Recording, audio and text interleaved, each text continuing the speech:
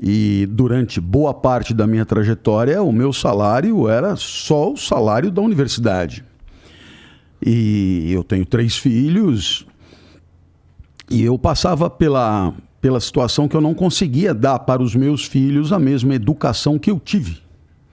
E isso é muito frustrante, né? É uma das coisas mais frustrantes para um pai. Eu não conseguia, com o meu salário, pagar a mesma escola que eu estudei.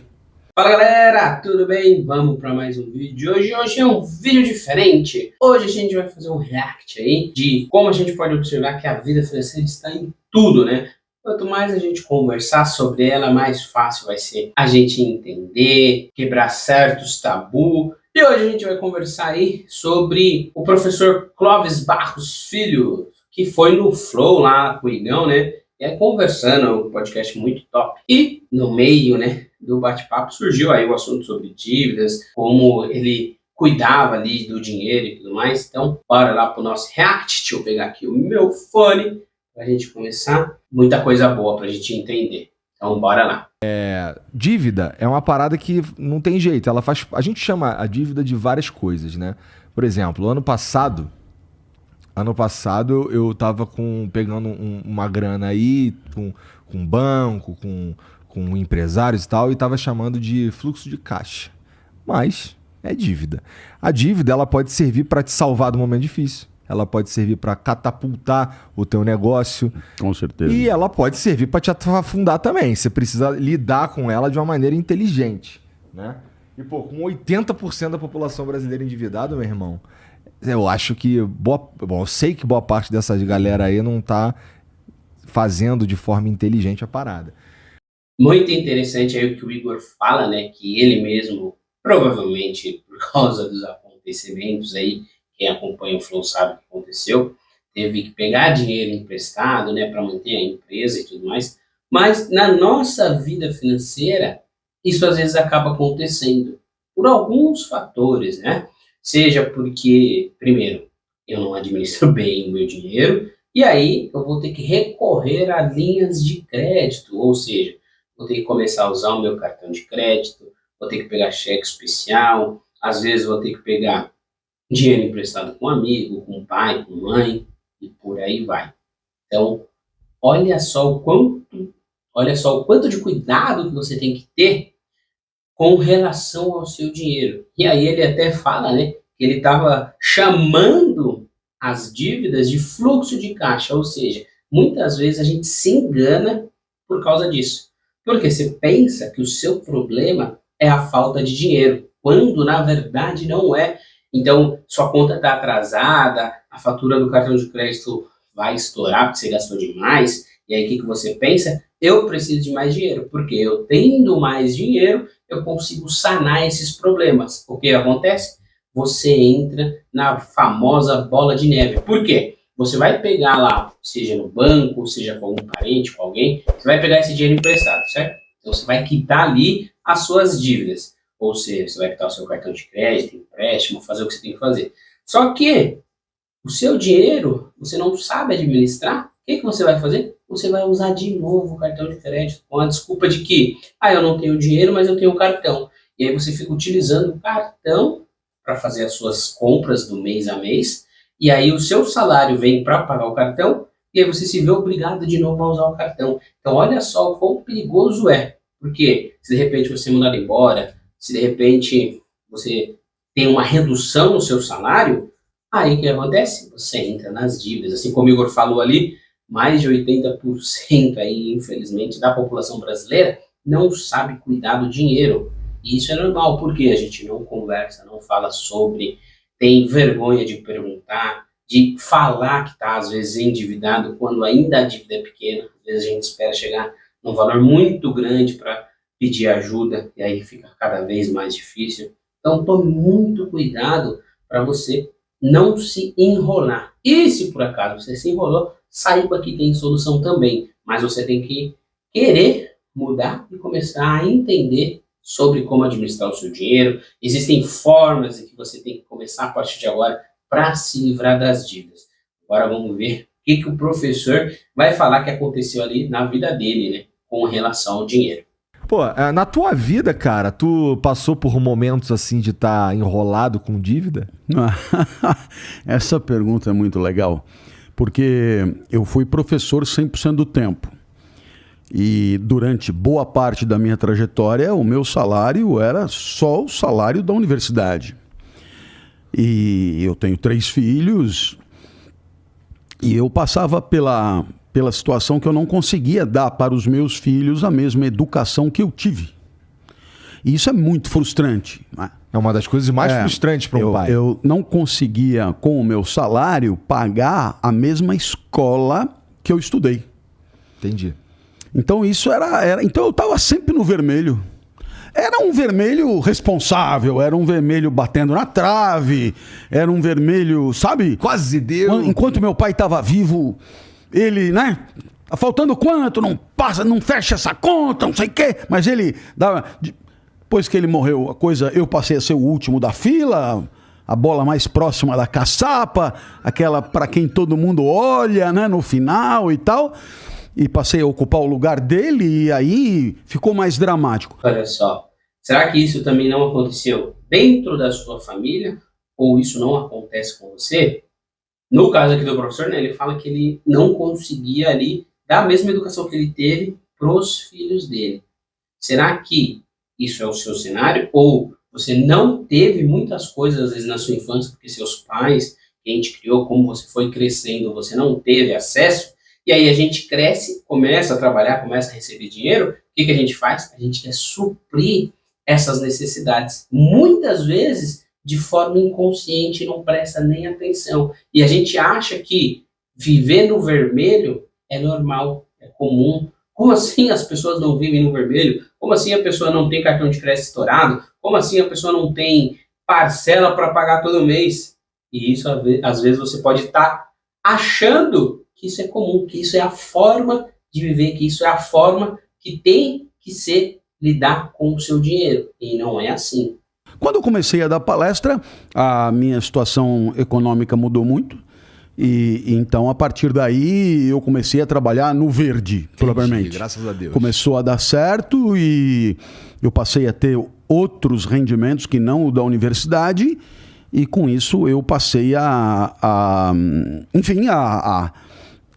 ter uma folga, digamos assim, a ter uma folga. E aí, claro, com a internet e tudo mais, tudo isso foi ficando um pouco mais bacana para mim. O que veio primeiro, professor? Tu ficou famoso ou primeiro veio as palestras? Primeiras palestras. E o gatilho para tu ir dar palestra, como é que foi?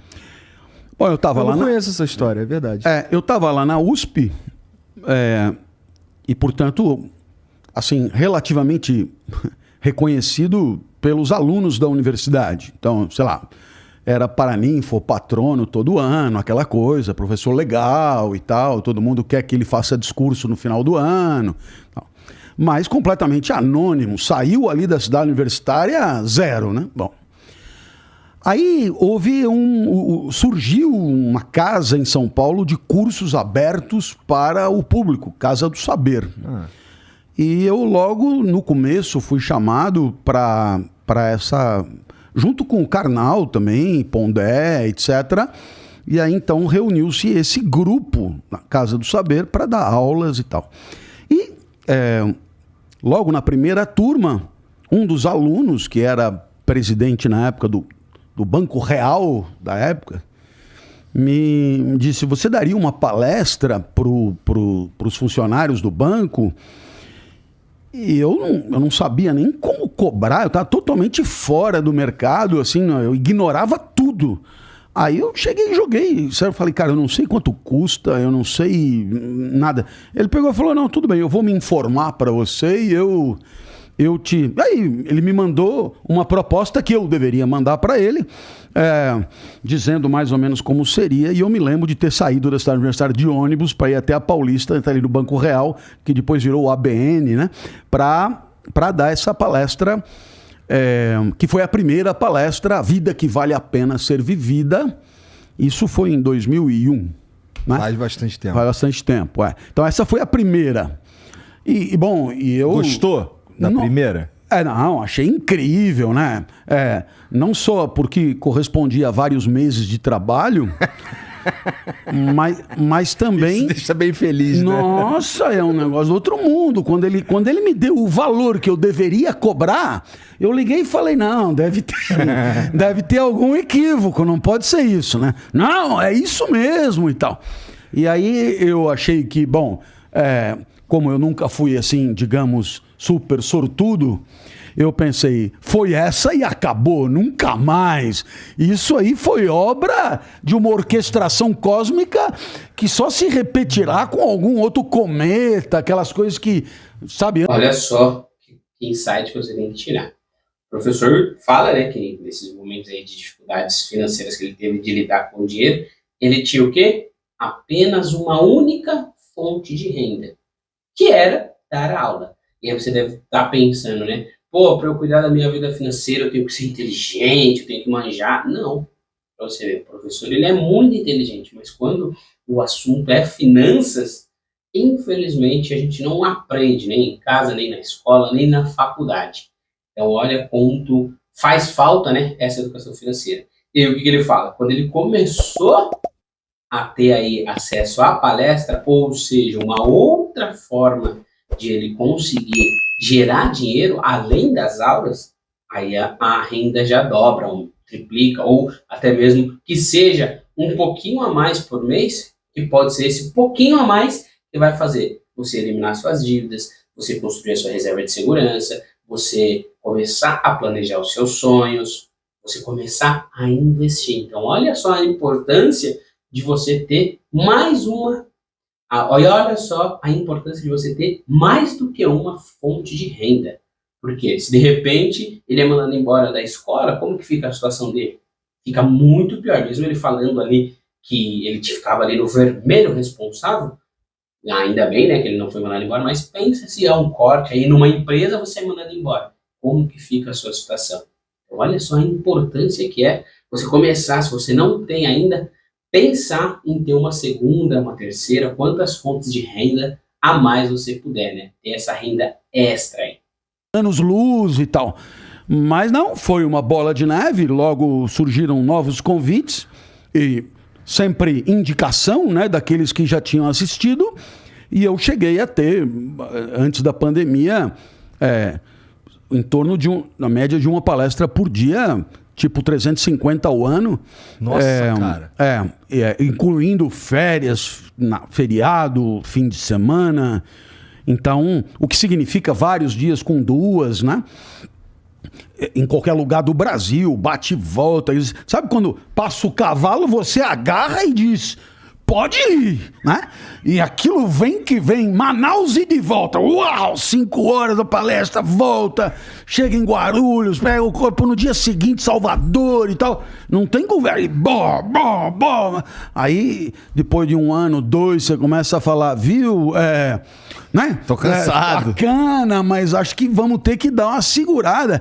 Mas quando você sobe o padrão de vida de uma família, todo mundo se habitua. É verdade. Sabe? Aí, como lidar com isso, não cara? não preciso mais de bolsa na escola. Então todo mundo sobe. Na hora que você vai avisar que, envelheci, né? Não, senhor. Agora não. Agora eu já me habituei, agora não voltar atrás é insuportável. Imaginou pegar um celular tijolo? Não. Eu quero o 16, eu quero o da vez. 18 câmerazinhas atrás, senão não pega a minha remela. E aí é difícil, aí é complicado e, bom, a gente acaba de vez em quando ficando doente também e tudo isso faz parte da vida. E aí, olha só, tá vendo? E aí, pelo que o professor conta, ele foi responsável, né? E aí, a hora que ele teve mais essa grana e começou a ficar no verde, ele começou a organizar a vida dele financeiramente. O que acontece conosco, com a maioria das pessoas? A hora que a gente sai desse vermelho responsável, ou estava com dívida, estava todo enrolado, e a gente começa a ficar ali no verde, né, positivo, ficar no azul, a gente faz o quê? A gente quer o quê? Aproveitar, entre aspas, o tempo perdido, porque todo aquele momento que você ficou apertado, você não conseguia fazer as coisas, você tinha que apagar incêndio, o que você pensa? Poxa, agora tá tudo bem, eu tô aqui no verde, tô tranquilo, eu vou fazer o que eu tenho vontade. E aí o que você faz? Você aumenta o seu padrão de vida, você aumenta os seus gastos. E entenda, na vida a gente vai viver altos e baixos. Quando a gente estiver no alto, ou seja, quando estiver sobrando grana, quando meu salário for bom, quando eu estiver num emprego legal, é aonde eu tenho que construir a minha reserva de emergência, é onde que eu tenho que construir os meus investimentos, é aonde que eu tenho que mais ficar atento para não cometer deslizes. Por quê? Momentos de dificuldades vão vir. E aí, imagina esses momentos vindo e você não tendo dinheiro para passar por eles. Quão mais difícil vai ser a situação. Então, preste atenção enquanto você está em alta, porque a baixa vai vir. Pode ser que não seja você ser mandado embora, mas pode ser alguma doença, pode ser você ter que ajudar um parente, pode ser você ter que se afastar, pode até ser que você queira fazer uma transição de carreira. Olha quantas possibilidades tem para você, desde que você esteja bem financeiramente, desde que você esteja controlado. Então fique atento para você não participar, né, de 80% aí da população que tem problema com o dinheiro, que fica endividada, que não consegue sair dessa bola de neve. Esse foi o nosso vídeo de hoje. Espero que você tenha aprendido grandes lições. Comenta aqui comigo o que mais chamou a atenção aí na história do professor, até mesmo com o que aconteceu com o Igor, que ele comenta aí no podcast, o que aconteceu com você. Compartilha aí alguma experiência, porque serve de aprendizado para os outros inscritos aqui do canal, para eles verem que eles não estão sozinhos, que sim, existe uma luz no final do túnel. Então, se você não quer perder nada aqui no canal, já curte, ativa o sininho de notificação e a gente se vê no próximo vídeo. Até mais!